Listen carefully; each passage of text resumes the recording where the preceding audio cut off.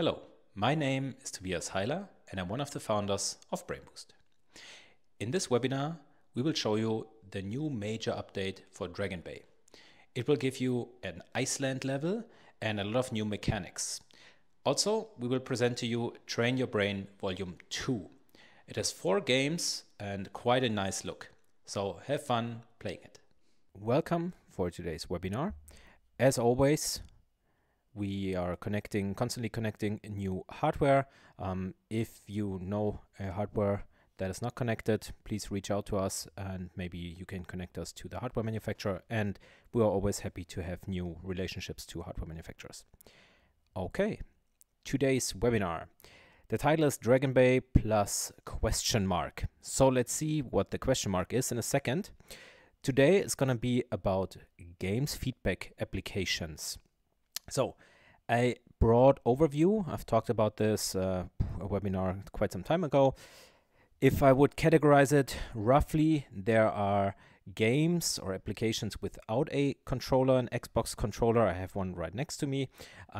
There are games or applications for the feedback where we use an Xbox controller. Then there's a visual feedback where we use the media center, for example, for movies or school homework, stuff like that. And of course we have audio feedback, so volume turned up or down for podcast, music, or the sound of a movie. And today is gonna be all about controller games. So first of all, why controller games? Here I tried with a green and red coloring to be fair, or not fair, it's not a good or bad thing, but just to pay attention to why we also use controller game as neurofeedback applications. Well, first, if you walk into a room and you're maybe a teenager and you don't know, do I want to go to neurofeedback, and you see a controller on the desk, this is usually quite some motivation and quite some fun. Also in a game, what is pretty cool is you can also motivate somebody to reach the next level. And here, this will be the next part where we first talk about the green part of this argument. You have a partial control. So control meaning, for example, Dragon Bay today, the game where you control a dragon. You can walk around with the dragon. You can you have control when you'd want to jump. So you press a button when you spit fire. So this is a control. The negative, but not negative, or just the thing where I think this is pretty cool to work together with clients is you have a partial control, not a full control. So you can, decide when to move the dragon and when to jump, but you cannot, sometimes the dragon freezes when you have too much negative feedback or you don't have energy to jump. So this is pretty cool generally with controller games, that this might be a little bit mean, but also a good learning for you that you don't have full control over something. Complex mechanics. So this is cool, but also, of course, is not a risk. This is too strong of a word, but a game without a controller, as you might know, Focus Master, I love the game, but it is something where you move a character up and down, so very direct. But of course, there's not really a mechanic like in Dragon Game where you have energy for jumping, fire, objects that move or don't move. So this is pretty cool, but of course also it might for some clients of you be too much. It really depends. Challenge, moving something. So for example, and this is kind of connected to also might be overwhelming, might be from a motorical point of view, pretty cool to master something. So you have to move the dragon and jump at the same time, move the dragon to the left, and jump. This is also a little bit more tricky. So this is cool when you motivate someone, hey, you can do this, just stay with it. But here on the other side, it might be overwhelming if somebody, says, oh, I've never had this thing in my hand and maybe this is too much. Or if you play a pretty hard level pack, then this might be too much. But I mean, you have so many different games and applications in a brain assistant, you can then also just say, okay, it was worth a try. Yes, a thing that you just have to pay attention to when you play with a controller, that there might be artifacts. So since it is pretty challenging, the games with the controller, and has complex mechanics, you might see some artifacts with jaw muscles or commenting. People will comment, oh, look at this, because it's pretty cool to discover the level packs and the new world. And also you might, people lift their arms and play around. But on the other side, I would also see this as something where you can say, hey, listen, you're now creating too many artifacts. Try to just sit there, calm down a little bit, and then we can continue. So I wouldn't necessarily say, oh my God, there are too many artifacts, so we cannot use the game. Depends what client sits in front of you, how old, and what the problem or training goal is. So this, I would say, something just to think about, but as always, just give things a try, and give things a try more than once. Controller. I know quite a few of you who are attending. A controller has different buttons and also control mechanisms. So usually in a game, the left stick here is to move. For example, in Tetris, move the blocks that are dropping, the dragon, move the dragon, so move things, or select things. So also with this one here, this part of your Xbox controller, you can also sometimes select or move objects or things. Important, use an original Xbox controller. If you buy a no-name controller, like a brand that is not an official Xbox controller, you might encounter problems because, of course, we program our games that, you know, A is actually the A button. So if you have another brand, it might not, you know, it might not work the way it should as with an original Xbox controller. Then this one here, this stick, is sometimes in some games to turn, for example, a camera view. So if you might want to give it a try, you can. Usually you don't need it, but just you know, that you know, okay, this might also have a function. And these buttons here, they are action buttons for jumping, spitting fire, confirm something. Also when you do the cognitive tests, as you know yourself, so Stroop test or CPT, you can also use those buttons. And now this is new. We're now looking, you know, from this angle to on the Xbox controller, we have the button, not the trigger button here, but the button here on the top, the right button and left button, and this will be later for a game to change backgrounds in the main menu. I will show you. Okay, so I would say let's go. Let's start with the Dragon Bay. So I've already started it, so I'm running a simulation here in the background, and let's go. Okay. What is new? New is not just the ice world here. As you see, I'm moving my mouse cursor, but now, and I'm holding this in the camera, I can now move this stick, the selection stick, where I also move the dragon, and you see now your client can completely control the entire game by himself. So as you see, I can now use, of course, we want to see the new Iceland. Hopefully everybody wants to see that. And now I can press A, as you see here, indicated by the A button, and now the ice world is starting. So this is something that is new and pretty cool, that now every client has full control over the game. And now this is also completely new. As you know, you have always been able to buy new dragons. So on the top you see your coins. 100 blue is 1 gold, 100 gold is 1 red one.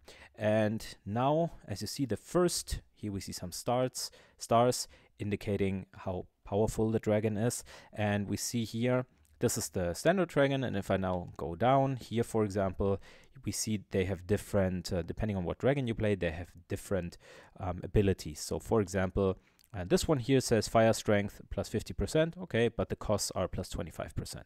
So you can also use the right stick here to take a look at the dragons, also pretty cool.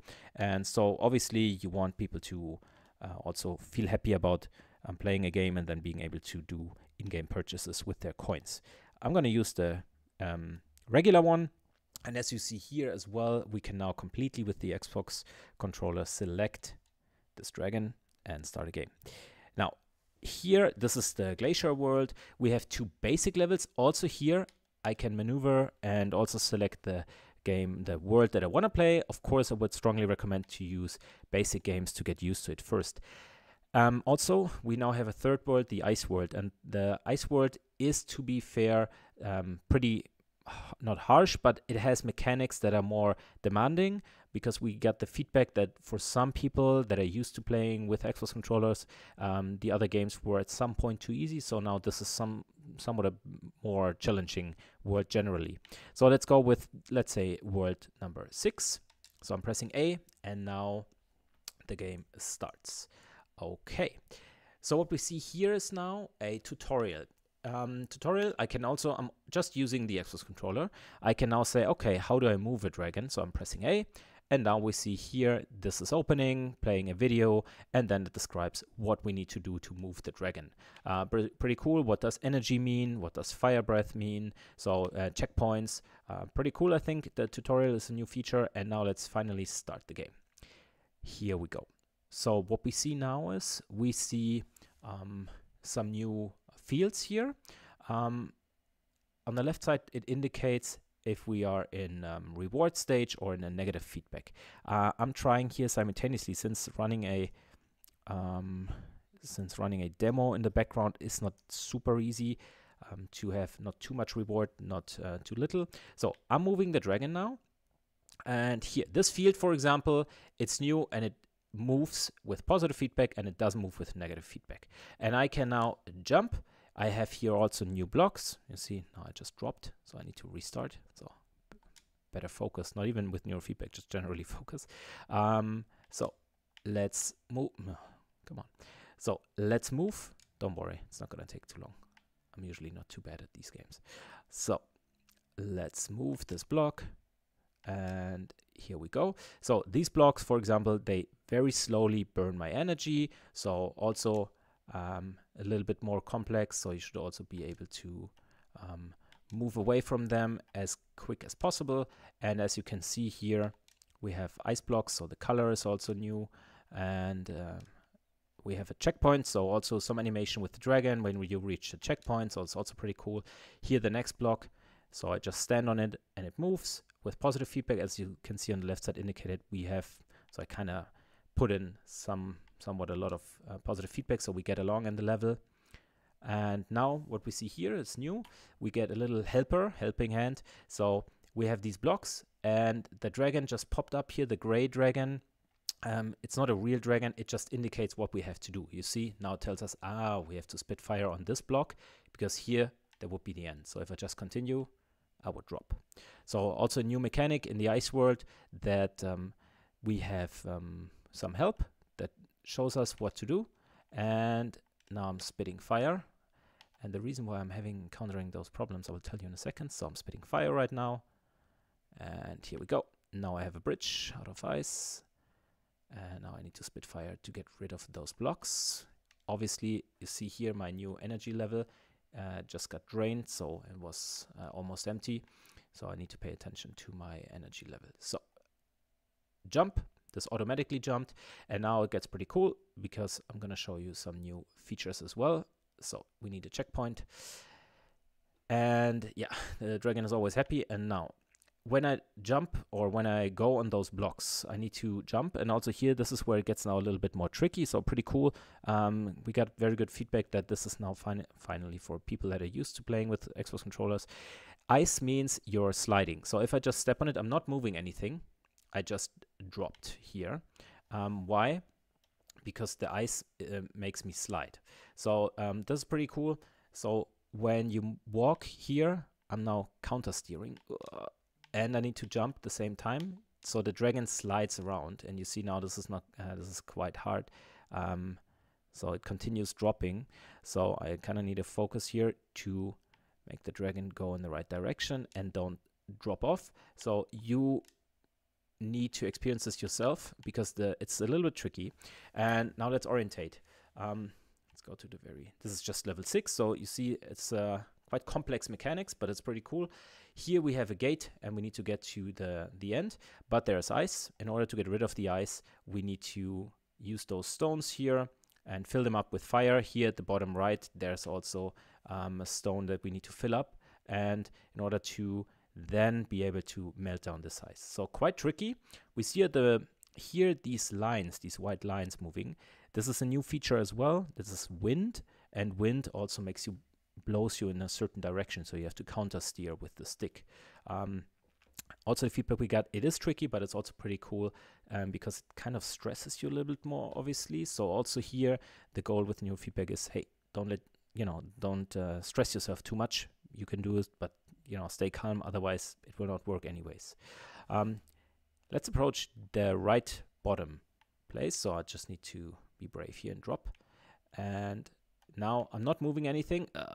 The wind is fighting, so I kind of need to jump here and move my way up to this block. Okay, and now here's a new mechanic as well. So when I move on these ice blocks here in the water, they are going to drown. So I only have a certain amount of time until I land in the ocean. So now I was in the water. So I'm not allowed to stay on these parts too long. Otherwise, I will fall into the water. So you see, this is just a little sneak peek today. As you see here on the bottom left, there's a lot of jumping on the wrong pad, and then I need to restart. So these levels are quite intense, and yeah, I hope you enjoy these levels as much as our clients do. The reason why of course, I wish I could continue playing, but I'm gonna show you another game that is pretty cool. So I'm gonna close this game. So, and now let's start with a different game, but I will come to that. So here we go. The new Train Your Brain, since we got a lot of positive feedback on that, looks like that. Now you need your Xbox controller. You can, of course, also control everything with your mouse cursor. So you can click here, for example, and then it rotates. So we can now select all 4 games inside the game, or we can just use our Xbox controller. I'm using the sticks on my Xbox controller, and you see there are now the same games as in the other Train Your Brain, but with a lot more, I would say, different look and some sort of a different mechanics. Also here, this says RB and LB. These are the buttons I showed to you. And when I press them, I can now select a different background for the game. So this is how you now select different backgrounds. Of course, you should also be able to press it here, and then you can also select the new background. Let's just use a neutral one. If I want to, and now press A to start the game. So now what I see here is again a tutorial, so what is happening, but you know what, let's just jump in. So we see here at the bottom a green bar filling up, and for people that know the game, you see, okay, they either melt or don't melt. Now here's a new mechanic. Once you reach one of these tiny little stages, you see, then these ones are locked, so you cannot drop back completely. Because the feedback we had from the other Train Your Brain, you can still play it, was that, you know, sometimes you have to restart and restart and restart counting cubes. So here, once it is locked, even though you now have negative feedback, it is locked, and you can now continue counting the blocks. With the right stick, you can turn the figure count, and you see at the bottom right, with the other stick, the left stick, just give it a try by moving it up or down. You see you have plus or minus 1 by up or down, and on the right side you can go in 10 steps of 10. If you're ready, press A. And this was wrong, so obviously we now need to press A again to continue. So obviously wrong answer. Now here again, with every stage we're here, this one gets locked, this one gets locked, and even though right now I'm going on 100%, you see on the left side indicated negative feedback, these stay locked. So this is a new mechanic that I think is pretty cool. It depends what client sits in front of you. Now let's play a different game. Let's say we play the next one, memory challenge. Here we also build in a new mechanic. So let's see, let's press A. So for memory, I will just show you, but you can also read through the tutorial. For memory, what we have now, we also have these different stages. As you might know, the other Train Your Brain just had a countdown right away, and you could either see the blocks or you couldn't see the blocks, depending if you had positive or negative feedback. What we have now is, you see here, this fills up or goes down, but once you reach a stage, this always with negative feedback as well stays and stays lightened. So you can always see the blocks, even though they go away when you drop out of the stage, but still you can see the block with certain stages. So it's not either all are lighten up or none. Once you've reached the final stage, there's a countdown. So now you have time to remember everything. So here it will not, even with negative feedback, it will not go white again. So you have enough time. It's fair enough that you can also memorize the blocks. So a little different dynamic. And yeah, once the time is up, I also can lock in those. Sorry, I pressed too fast. So let's do one more. So we now need to remember these cubes. So give us some more positive feedback here. So, okay, 1, 2, 3, 4, and the next one. Okay, let's try to remember at least a few of them. And I can also skip the countdown if I say I'm super sure. So when I now press A, I can select the blocks. Now let's say this one was as well, and this one. And it now shows you here at the bottom, 5 out of 5 selected. So it also helps you a little bit. Did you select all or none? And if you say I'm sure, you press X, and then you see which one were correct and which ones you missed and which ones were wrong. Now let's see. I just want to stay in time. So third game is a box drop. So what you see here is, and this is with the, some might know with the water drops, you now have here a bar that fills up with positive feedback. Once it is positive, I know C is the correct one, and yellow. So it has a color, and it has the letter on it. If we increase difficulty settings, so now you see, now it's randomized, so I don't know which one is the correct one. If it reaches the bottom before it's correct, then I have a miss. So also some performing under pressure. It's pretty cool because some people then go super crazy, go left and right, even though before it is finished. So I can also tell the client, hey, listen, just try to first get into the right stage, to settle yourself, and then give the correct answer. We can go back here. One more thing, with the Brain Assistant, you have the settings if you know easy, medium, hard, extreme. So if I set it on extreme, I can do this right now. And for example, now go on the box drop. So you can change the settings as well. We now have 5, and we don't have letters, we have symbols. Symbols are not, not the same, but they're different enough as well to if you have problems with the colors. And the drop speed is increased. So this is now pretty hard. Obviously, I now have here the settings, the threshold settings too easy. So this is also how you can modify each game with the setting easy, medium, hard, extreme. You don't have to select this right away. This would have been left. You don't have to select this right away. So give maybe medium, every game with medium a try. Yeah. And yeah, the last one would be math task. So you can also play a math task. It sounds pretty hard. Here also we have the same principle. Once this is full, it freezes, so you have enough time, and then here on the right side you can select with your Xbox controller the correct answer. So for example, if I say this is 54, I press A, this was right. So before it still dropped, but you kind of want also to not stress too much. Here also with easy, medium, hard, extreme, you can also increase the difficulty level of the math tasks. They're doable, I would say, so it's fine. Okay, now only 5 minutes left. I know time flies, so I will stop this game and go back to sharing my screen. About the two games, Train Your Brain 2. Why did we develop this? As you know, it's similar to Train Your Brain generally, but some mechanics are different, so I would give both of them a try.